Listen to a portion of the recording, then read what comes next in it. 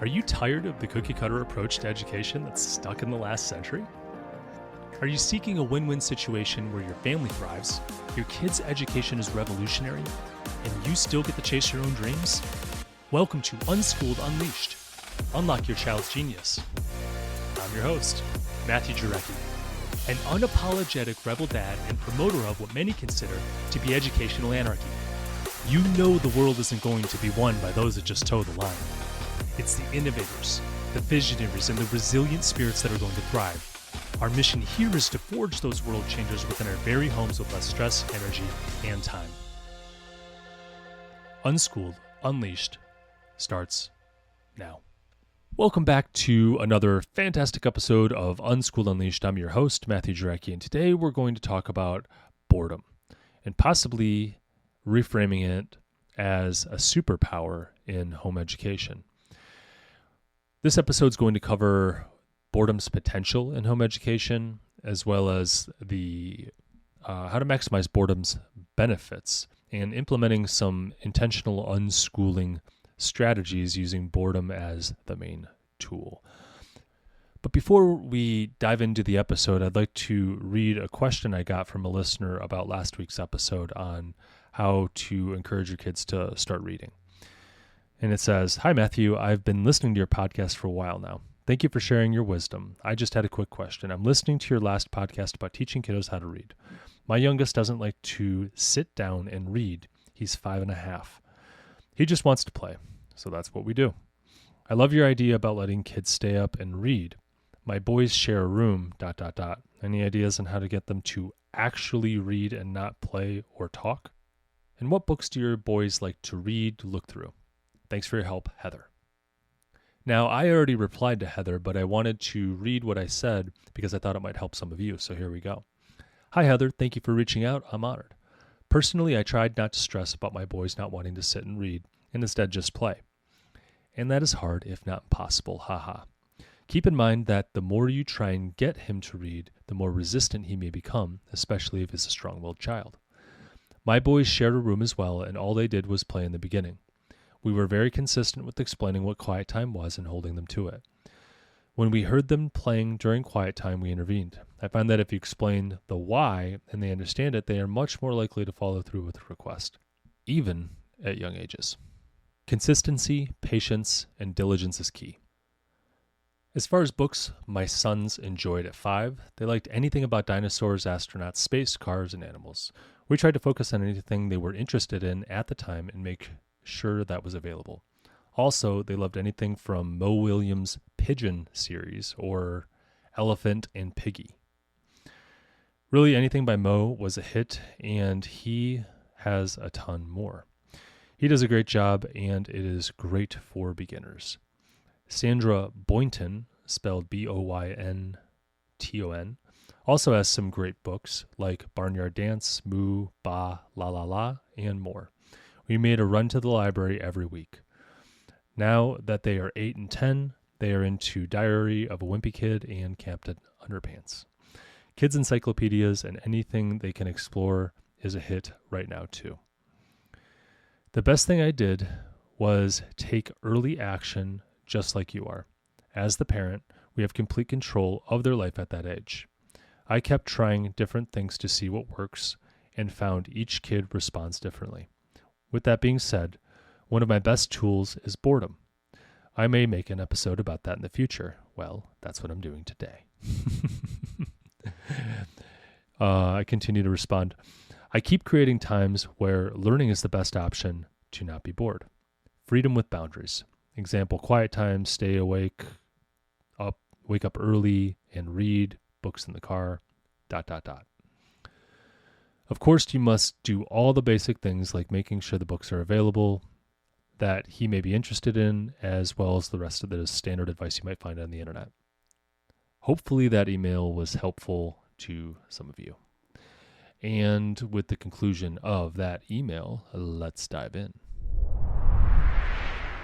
Boredom is a superpower in home education. Hear me out here. It may be the key to unlocking any kind of issues you've been having to motivate your children to do things. So let's start out by unpacking boredom's potential.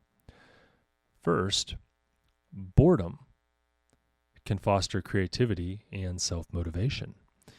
It serves as basically a blank canvas for imagination. When kids are bored, they start looking for something to do, and they start using their creativity and start problem solving, and they get really motivated.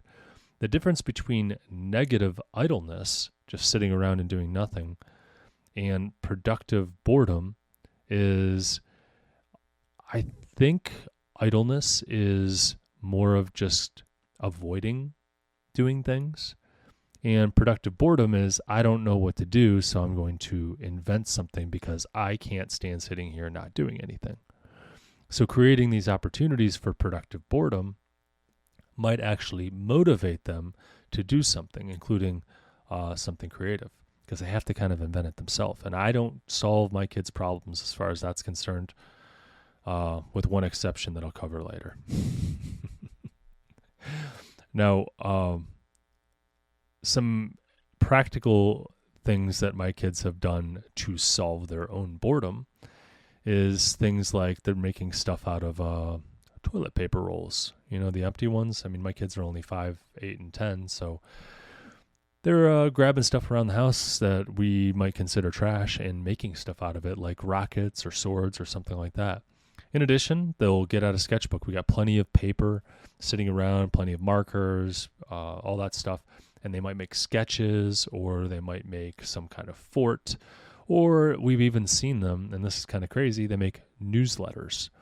And, they write down a whole bunch of stuff, and that's pretty interesting too. In fact, they decided out of the blue, I have no idea where they've got this idea, that they're going to make a newsletter subscription service and give weekly newsletters for a small nominal fee of $10 or $20, which is pretty steep for us. But believe it or not, some of my family has subscribed, which is super motivating for them. But that all stemmed from boredom.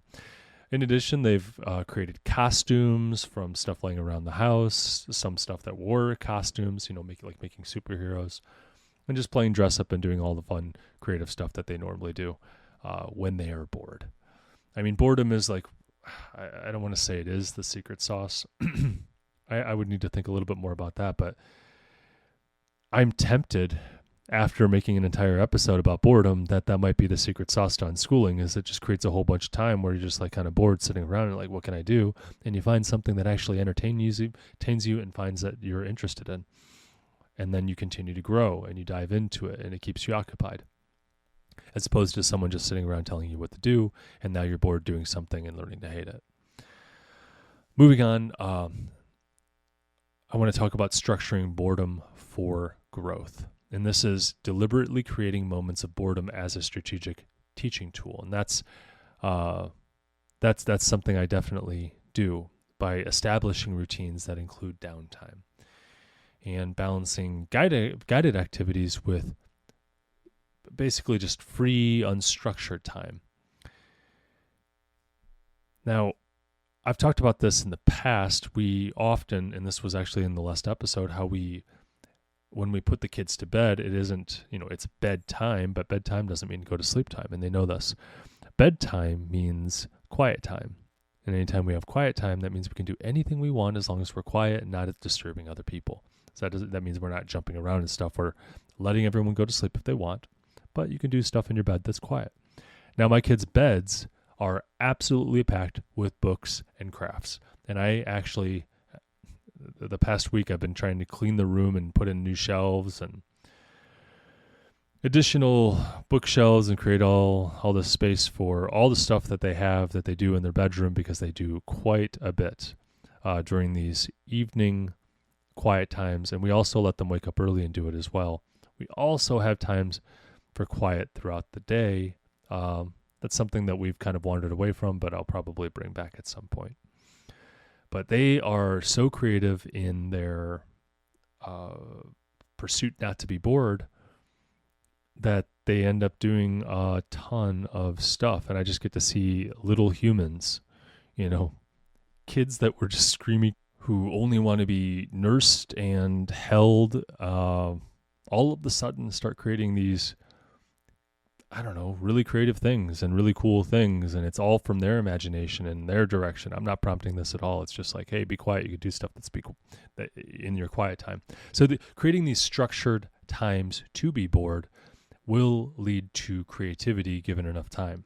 I mean, every kid, what's the worst thing you can do is make them bored.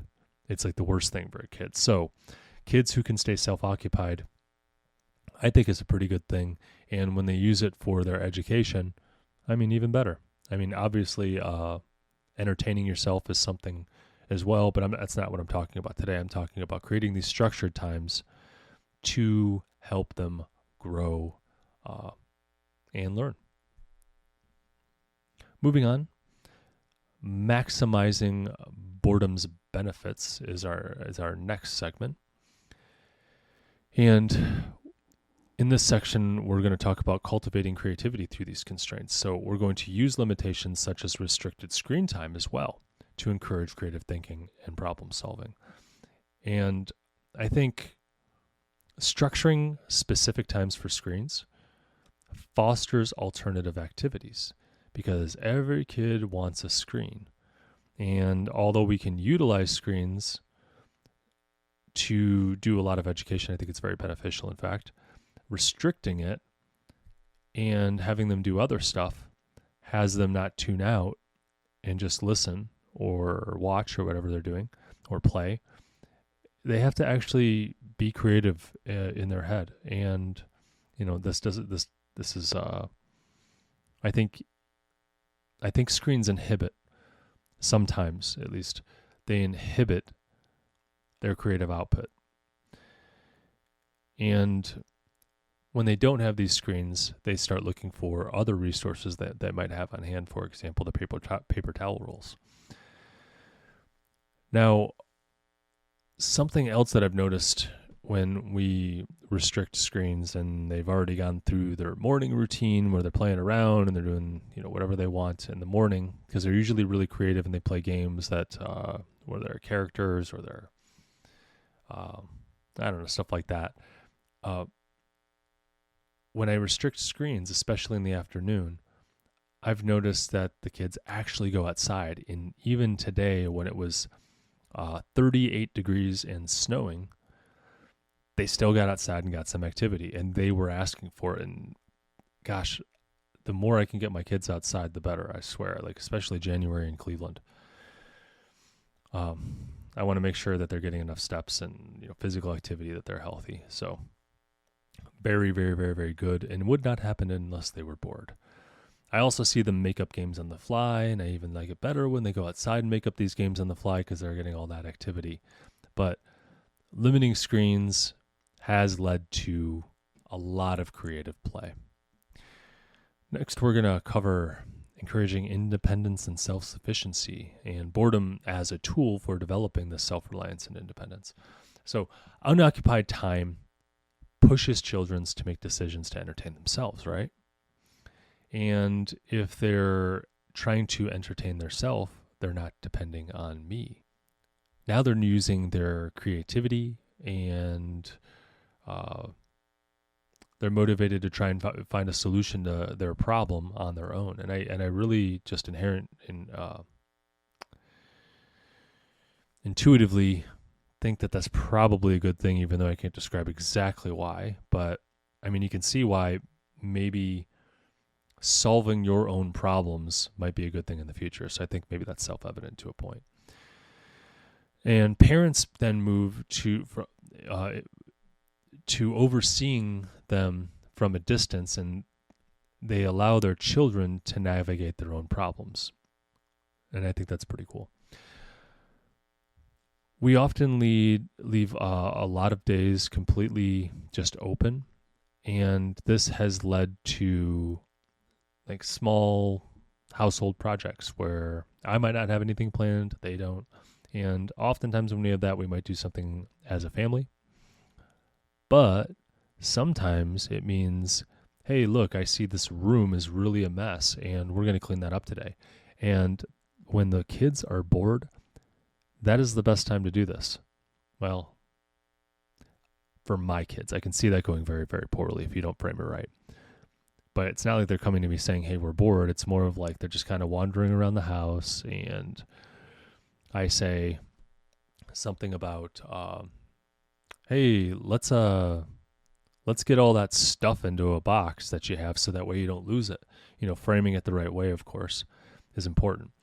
So we're going to organize a whole bunch of stuff so you can always find your stuff, and then we're going to decorate those boxes with whatever stickers you want. You're going to put your name on it, that kind of stuff. My kids didn't give me any problem when I said that. And, this was after Christmas, and we started cleaning up everything and just organizing, put all our toys away, and that's really what prompted it. They didn't complain at all. In fact, they wanted to do it, it seemed, if I had to guess. Just because, they were really bored. They knew they couldn't get on screens. Video games weren't an option, all that fun stuff. Also, chores, encouraging chores. Like, hey, you want to make some money? Because we pay them for certain chores. Like, hey, maybe you could do some of these chores. And all of a sudden, they're interested. They might be cleaning, whatever we ask. So, very cool strategy. In the next segment, I want to talk about implementing intentional unschooling, starting with balancing freedom and guidance. Now, with intentional unschooling, I did make a whole episode about this, and what is called intentional unschooling, what I mean by that is we're going to unschool them, which means we back off. It's child-led, interest-based, but then we're going to give them all the tools to do whatever they're interested in and whatever they want to do. And we're going to support them on a 10 out of 10 level. So strategically combining unschooling with structured support to optimize learning and development. So you could set up an environment that encourages self-led exploration within safe and constructive boundaries, and then help them do some kind of independent learning activity while being available for guidance. So this fits right in with intentional unschooling.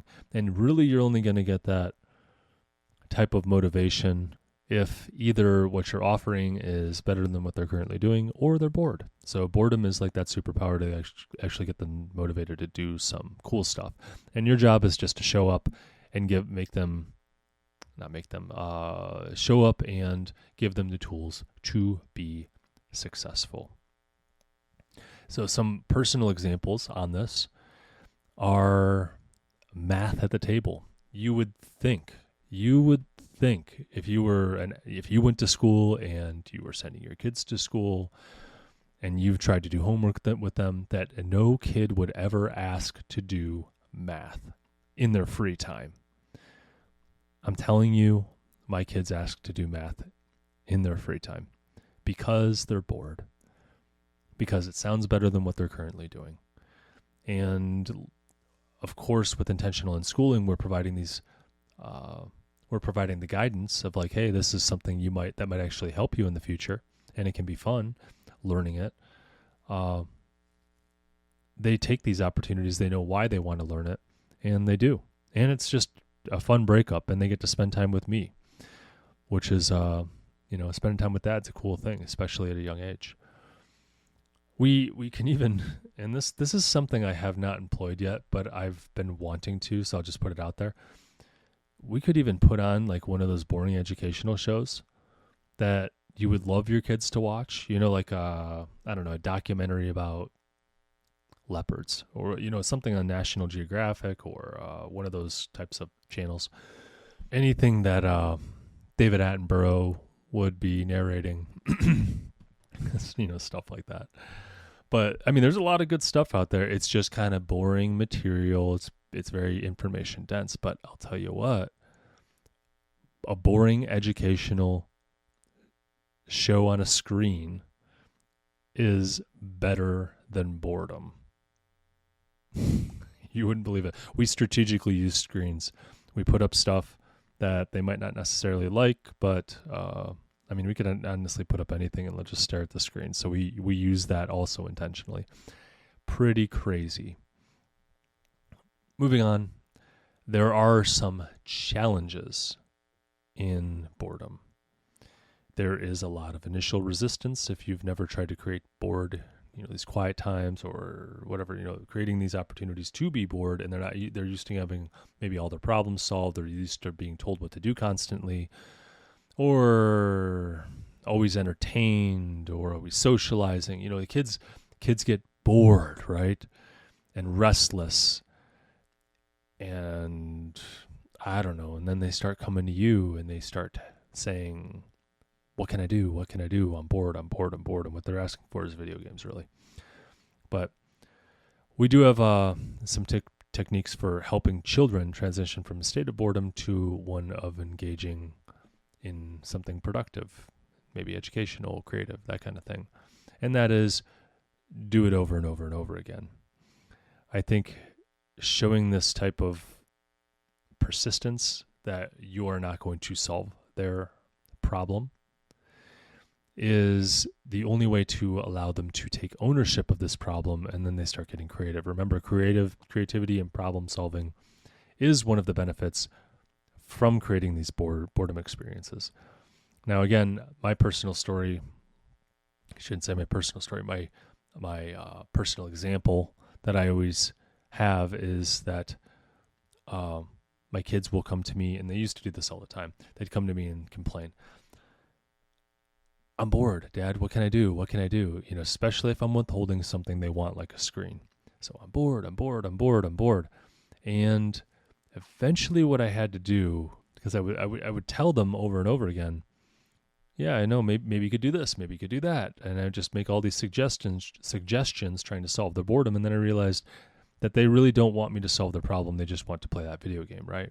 So they're trying to pester me to get me to give in. And then I came up with this phrase. Oh, you want me to solve this? Okay, well, I can help you not be bored. And it only takes one time of them signing up for this to have them not ask anymore. And that's give them something that they absolutely don't want to do. It sounds absolutely cruel, but it's the truth. I don't remember what I did, but my oldest was at a very young age, and he's like, I'm bored. And I probably told him something like, we're going to go, clean the toilet or something like that. And he was just like, no, I don't want to do that. And I'm like, well, don't ask me to solve your problems, because if you ask me again, we're going to go in and I'm going to teach you how to clean the toilet. And that stopped. And eventually he took ownership and he started finding solutions to his problems. And, I think that's even where coding came from. It was an opportunity to be bored. Hopefully this episode about creating these boredom opportunities and how you can actually utilize this in your home education was helpful to you in some way. I really do think that this might be the secret sauce that will fix a lot of your issues in unschooling or even home education. Because I think a lot of people really just want to kind of push their kids, and then it makes them hate it. But if you back off and you create these board opportunities, they're coming to you asking for something to do. And if you follow the unschooling approach, you're going to dive into what they're interested in. And I think it can be really beneficial and potentially game-changing. So with that, stay curious, stay unschooled, and stay away from the algebra nightmares. I'll catch you in the next episode. Parents, are you terrified your unschooled child isn't learning enough? Or are you a homeschooling veteran eager to level up by incorporating in unschooling principles? Maybe you're newly venturing into homeschooling and already doubting your decision. Whatever the stage, overwhelm is real, but it doesn't have to be. I'm Matthew Jarecki from Unschooled Unleashed, and I've got huge news. I'm thrilled to introduce Homeschool Rescue, Unschooled Unleashed's signature coaching package. Whether you're all in on unschooling or just dipping a toe, this tailored coaching package is your roadmap to a confident and thriving education no matter how hectic life gets. Bold moves make bright futures. Join our Homeschool Rescue coaching program through the link in the description and set your child's genius free.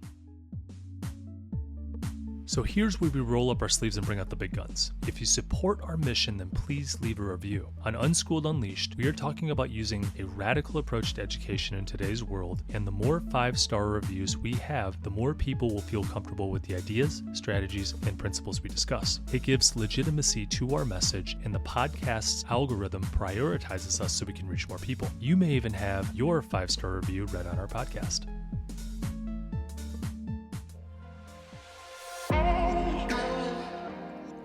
Before I let you go, I have to pause and say this from the bottom of my heart.